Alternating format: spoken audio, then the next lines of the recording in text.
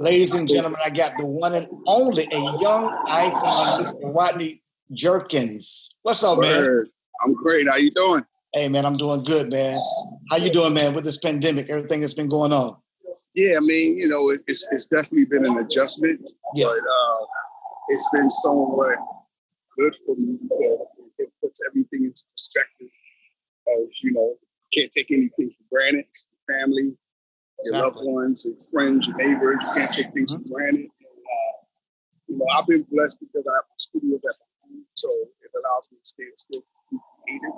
Yeah. And if anything, I think it's lit a fire in those creators to create even more so and to create content for people to have available during this time. Exactly. So I've been like, you know, really busy just dropping projects after projects. Literally every couple of weeks I've been putting out projects on my own just to keep stuff out there. Yeah. It's okay. Man, before we would talk about, you know, the music and everything and the new movie that you are the executive music producer on, I got to talk to you about what's going on in Minneapolis with the killing of George Floyd, man, with everything that's going on out there. What is going through your mind, man? How are you feeling about this? It's crazy, man. You know, the crazy part about it is that this isn't new. It's not new. The reaction of everyone makes you feel like this is like brand new or something. Right. But like my father, who's old school, he be like, y'all are acting like this is something new. I've been seeing this since I was a young boy in the 40s and 50s. Exactly. And he'll actually say it was much worse. Yeah. You know what I mean? So yeah. So I think what's making it, what's adding the exclamation point to it is the phones. You know, that's what's new. The internet is new. The phones are new. So when something happens, it circulates faster. Which means also if there's a response that needs to be said, it can circulate more faster. I don't think violence is the way. I disagree with the whole tactic of, you know, going out and creating more violence. I think it's going to end. It'll create more deaths than people living, and it's a sad thing because when you drive past a funeral home or a gravesite, when you drive past a gravesite, what you're seeing is a bunch of potential lying in the grave, right? Exactly. And that's what that young brother was. Exactly. He was potential that we don't know what it would become, right? Yeah. But you can't. I don't believe to fight things with anger. I believe that, you know, our nation was built on the power of prayer, and for some reason that kind of has went away for a long time. Exactly. And I feel like we got to get back to that. Yeah. Got to get back to what our nation was truly built on. Yeah. Well, that's my opinion. Well, you're absolutely right, man. And like you said, that racism is not new. It never went away. It's just getting filmed more and more, you know, and it's bringing it more to the front line, you know. But it's okay to be angry. It's okay to protest, but you got to use wisdom, you know. And a lot of people not using wisdom. Some people just doing stuff just to be doing it, you know. And you got to use wisdom because it just makes the cause, it watered down the cause even more, you know. Exactly. What you're really doing is just it's like throwing more blaze into the fire. Exactly. The fire has already been lit, and people are going to hurt, and people are going to have pain, and people are going to be angry and upset. And like you said, there's nothing wrong with that. But if you add more fire to the fire, it's going to become a lot of people crying even harder, more people hurt even more because it's going to be more deaths. Absolutely. And we don't need that right now. So absolutely, man. Absolutely. Changing gears a little bit. I don't know if you ever consider yourself this, but when I said it in the beginning, I meant what I said. You are a young icon in this industry. I don't think I know any young producers. I'm talking about, you weren't even a teenager, you were a preteen, and you came in, you were shooting missiles at an early age. Were you like 14 or 15 when you got started, or were you younger than that? You know what? I got started with Teddy Riley in Virginia Beach. I was kind of like his apprentice down there, and I was 14 when I first met Teddy. And I was in and out of Virginia Beach probably for about 3 straight years. every summer I go down there and just kind of sit and learn. And I would go back home and work on stuff and work on ideas. But it wasn't really till I was probably maybe 16 or 17 that when I really got my first songs heard in record companies and people started paying attention. They started paying attention, saying, "Yo, this is kid in New Jersey." And I think what really sparked that, my father, who was managing me at the time, I think I said to him one day, I said, I got all this good music, but nobody knows who I am because I'm from South Jersey and Pleasantville, and where there's no outlet down there. Right. And my dad took money out of his own pocket, and he bought this ad in Billboard. And at first, people thought he was crazy because there was no ads in Billboard. Like, you go through Billboard, it was just charts. Back then, it was very. I think I remember hearing about that. Yeah, it was very much chart driven and no other things. And for some reason, my dad, he bought this ad, and in this ad it said super producer. And I was young, I wasn't a super producer yet. I hadn't did anything. He knew it. Yeah. Yeah, but he put this ad in, and people were like, you had 50% of the people laughing at it, saying, "Yo, this is crazy. This thing is crazy." You had other 50% people calling, saying, "Yo, we want to meet. Wow. We want to meet. Can we hear stuff?" And it kind of created this buzz in the industry. And then I just had to back that buzz up with those missiles, you know? Yeah. What was the first record that you produced? Do you remember? Man, taking me back. I got to take the young icon back. You produced that came out on an artist. Yes. Man, you know what really got the attention was I did a remix, Patti LaBelle. I was 16 years old. She had just did a song. It's crazy. She had did a song with Teddy Riley where she remade All This Love by DeBarge. Yep. And Andre Harrell, I was working up at Uptown Records with this guy named James Jones, the A&R, and he goes, "Yo, man, how you feel about going to Philly to work with Patti LaBelle?" I was like, "Patti LaBelle, I'm 16 years old." I go to Philly and my brother and I redo the All This Love track and had Patti re-sing it in a whole different way. And that was the remix. And then once that happened, people started buzzing again, like, "Yo, wow, what's the chances of a 16-year-old working with an iconic, legendary figure in Patti LaBelle?"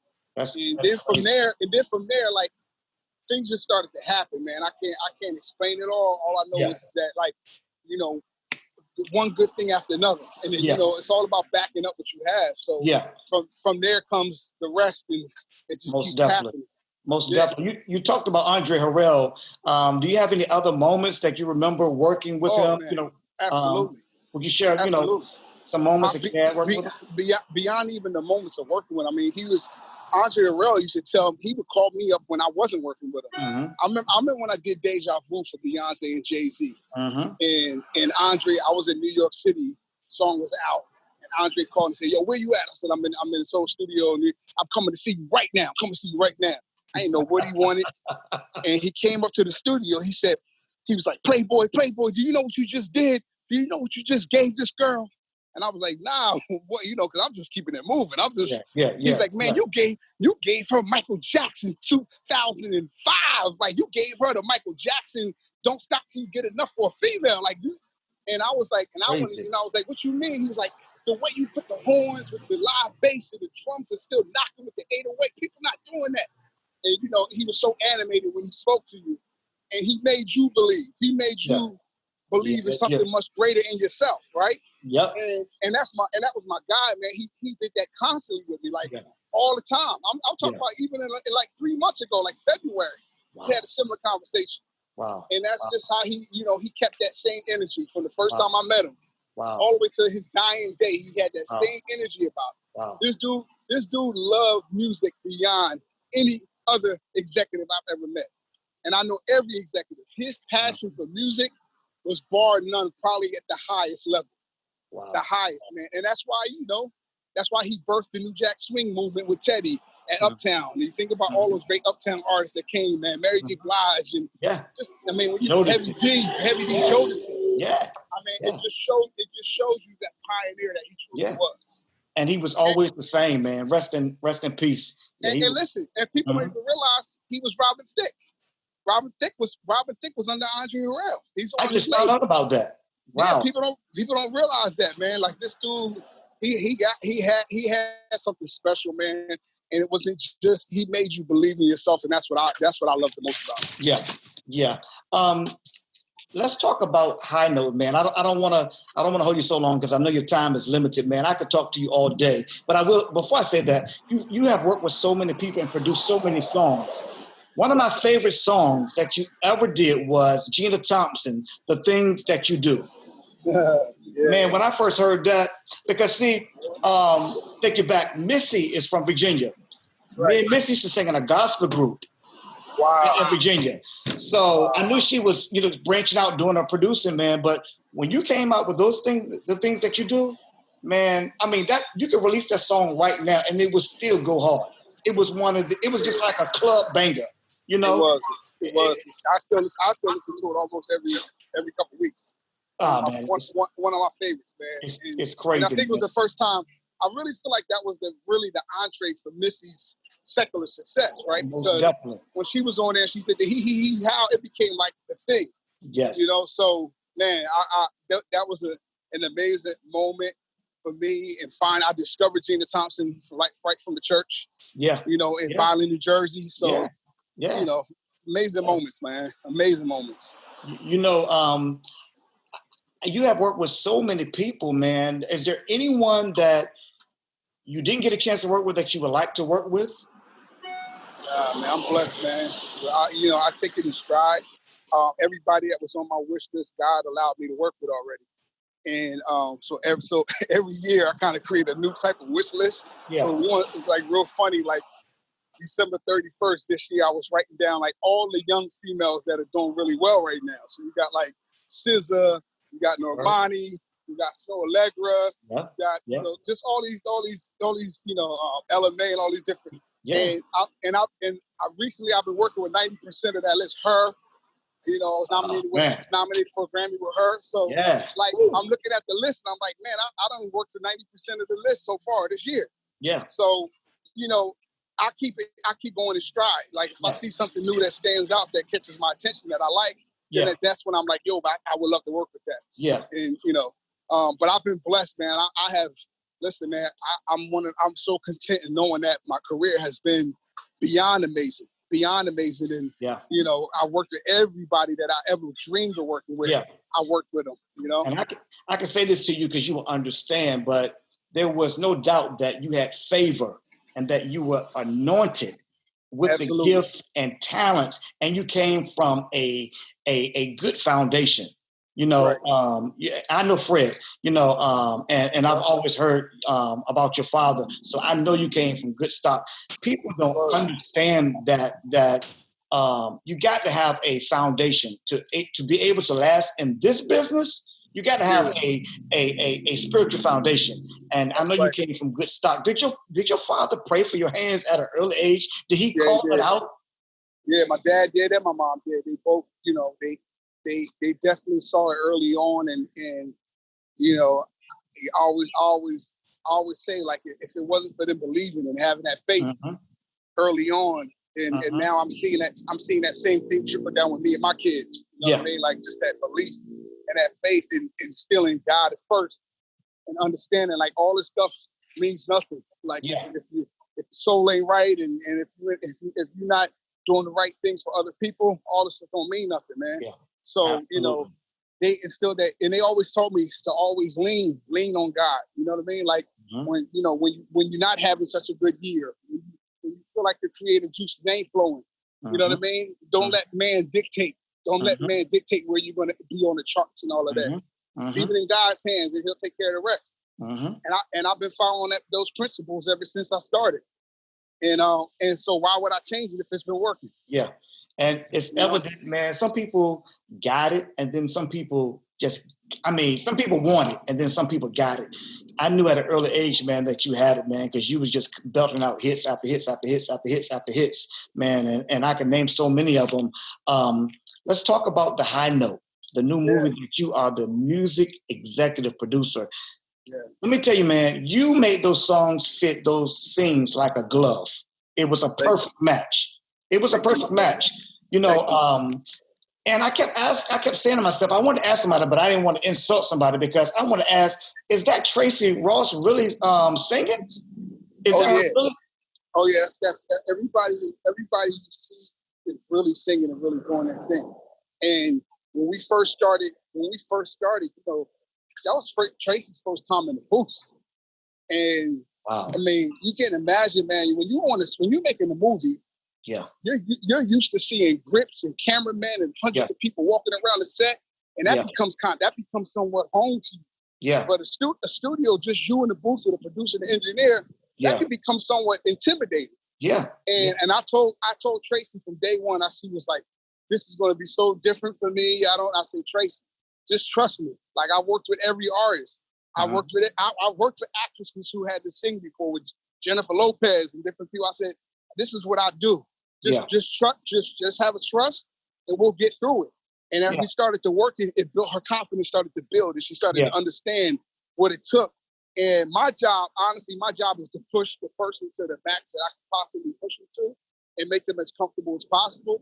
And I needed to create the sound of the character. You know, when I sat down with Nisha, the director, and Tracee and Mike Knobloch over at Universal, we were talking about, okay, this is a middle-aged woman who was already successful. She was already a big star.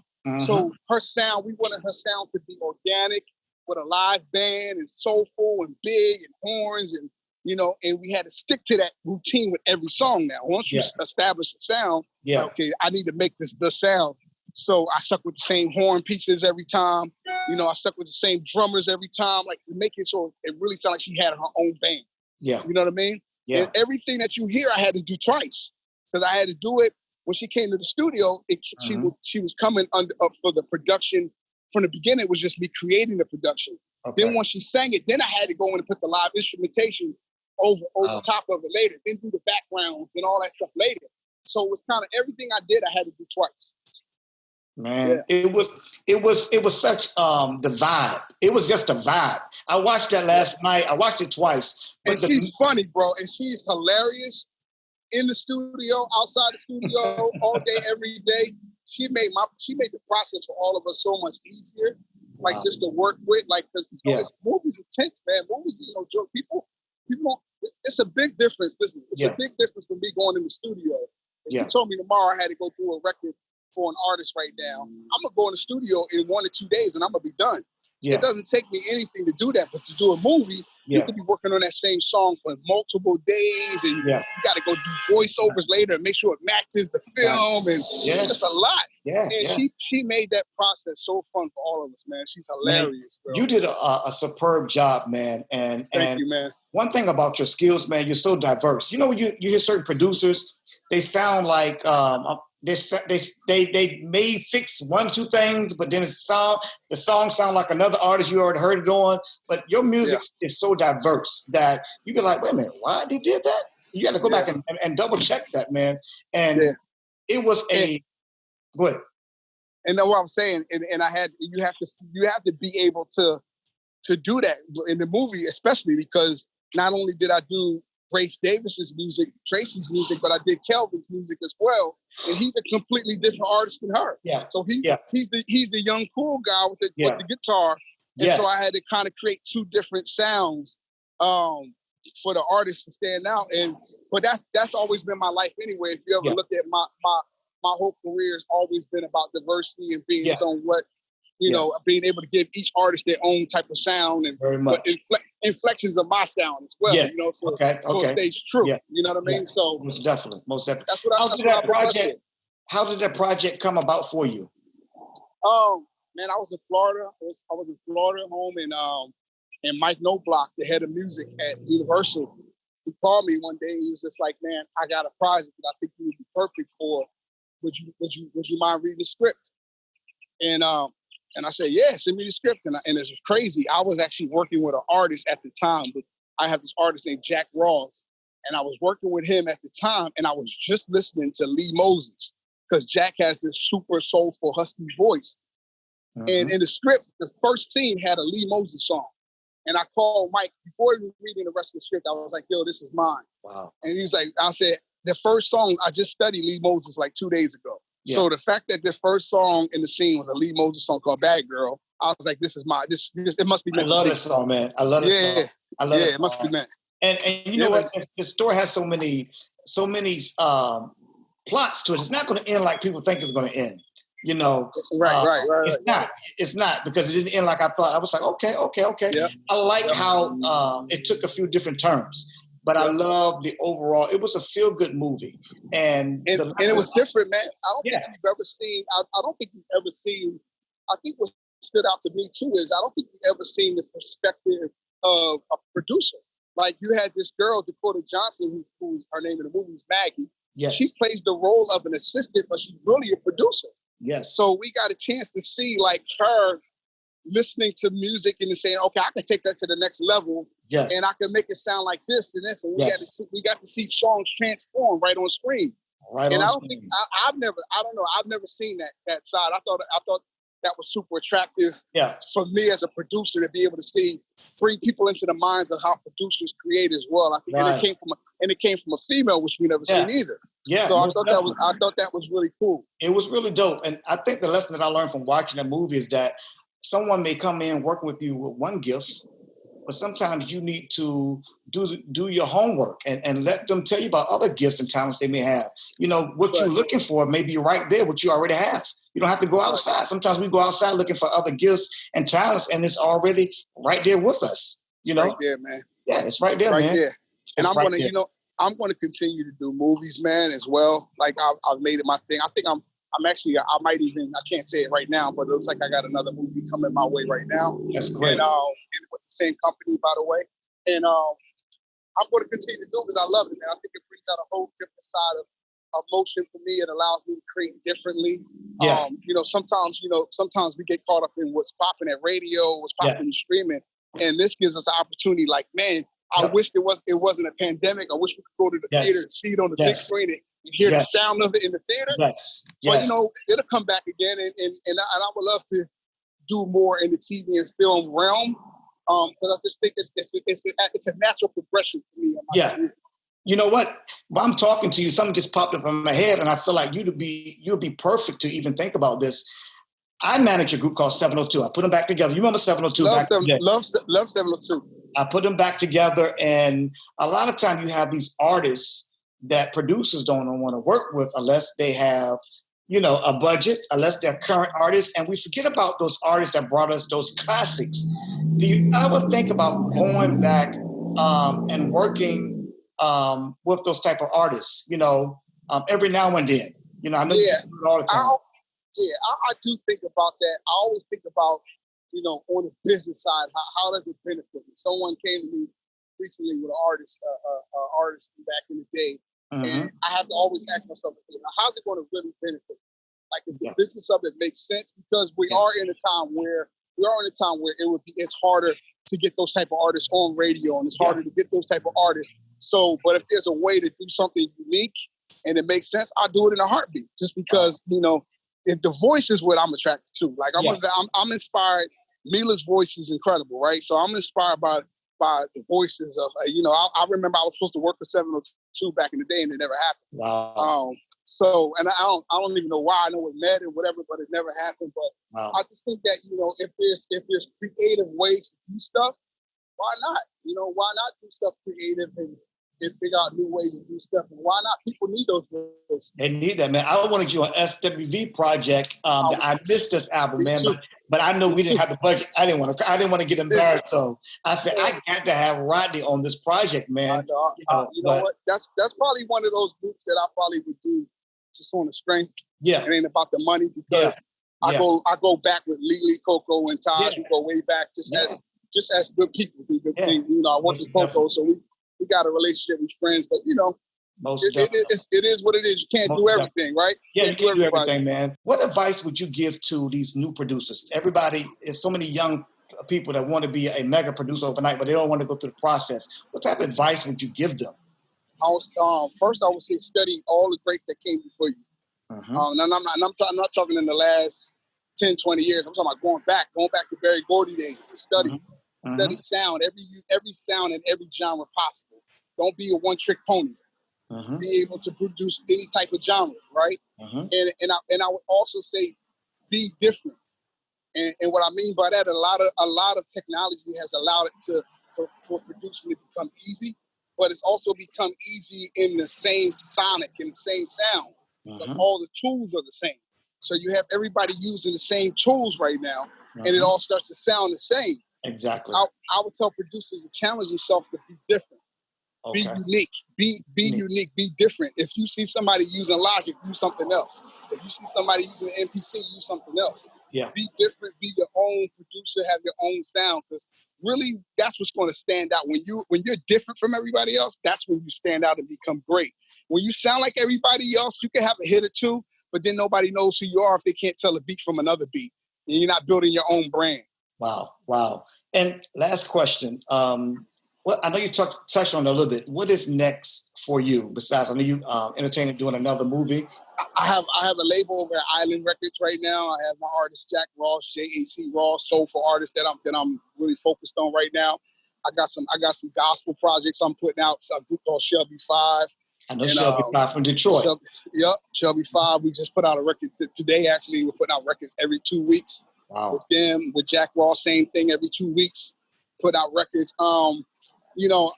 For me, man, I love finding new talent. I got these kids, these two kids called Jake and Zach from Rhode Island they're incredible. They produce, write, and sing. So for me, it's all about finding new talent, man. If I can find something new that's incredible, I'm just keeping my eyes open, and also I wanna be able to do more TV and film, but even projects that come from my creative juices from the gate, not even where I'm involved in the scripts, and maybe getting into more on the producing overall side of the actual film. That's dope. I think that's probably going to be my next step in the next few years. That's really dope, man. I appreciate you taking time out with us, man. I wish you continued success and favor in everything that you do and touch, man. You've been a blessing. Yeah, man, you've been a blessing to us, man. You are a young icon, the one and only Rodney Jerkins, and the music executive of the new movie, High Note.